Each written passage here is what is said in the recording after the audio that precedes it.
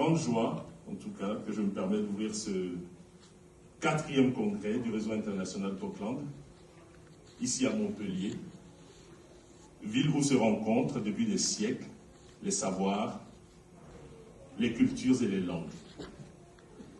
Ce lieu incarne parfaitement l'esprit avec lequel notre réseau est né.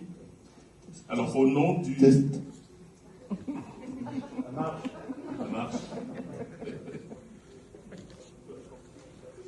Au nom du réseau international POCLAND, j'adresse mes remerciements aux autorités de l'institution qui nous accueille aujourd'hui, à savoir l'Université Paul Valéry, aujourd'hui et pendant les 3 jours à venir, et à Madame la directrice du laboratoire d'Ipralang. J'exprime également la reconnaissance du réseau international POCLAND, et je vous charge d'adresser nos remerciements aux autorités de l'université. Chers collègues, alors, si vous n'êtes pas encore membre du réseau, je pense que vous allez l'être, vous avez certainement déjà fait connaissance directement ou indirectement avec le réseau international POCLAND. Et si ce n'est pas le cas, bien sûr, permettez-moi de vous indiquer que ce réseau a été fondé en 2018 à Accra, au Ghana. Le réseau international POCLAND rassemble des institutions, des chercheurs, des enseignants de disciplines complémentaires, des acteurs culturels et des organisations de la société civile de plusieurs pays engagés dans un même projet, celui de mobiliser les langues et les cultures comme levier de développement humain, social et économique. Et après Bordeaux 2019, notre premier congrès, je salue ici mon ami et frère Giovanni Agresti, président d'honneur du réseau. Après Nairobi en 2021, 2e congrès, et Fès en 2023, qui a apporté une touche particulière à l'identité du réseau international POCLAND, je suis très heureux de vous saluer. Alors on a beaucoup de collègues qui arrivent encore, aux hôtels. Donc je suis très heureux de vous saluer ici à Montpellier, terre de notre 4e congrès.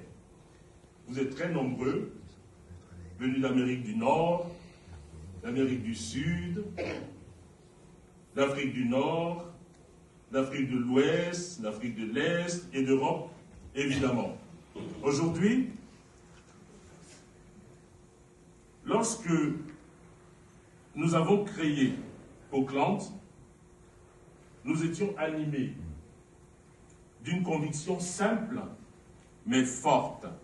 C'est-à-dire que le développement est aussi, et peut-être d'abord, une affaire de langue et de culture. C'est une dimension qui est très souvent éludée lorsqu'on aborde la question du développement humain. Nous savions que pour comprendre le monde, pour agir sur lui et pour accompagner les transformations à l'œuvre, il nous fallait croiser les regards, faire dialoguer les pratiques et accueillir la diversité comme une force. C'est cet esprit d'ouverture et de partage qui a façonné les premiers pas de notre réseau. Et au fil des années, POCLAND s'est construit patiemment grâce à l'énergie de ses adhérents, grâce à leur fidélité. Et nous avons vu naître des projets ambitieux, des collaborations inattendues, des liens professionnels et humains qui ont donné à notre réseau une identité unique.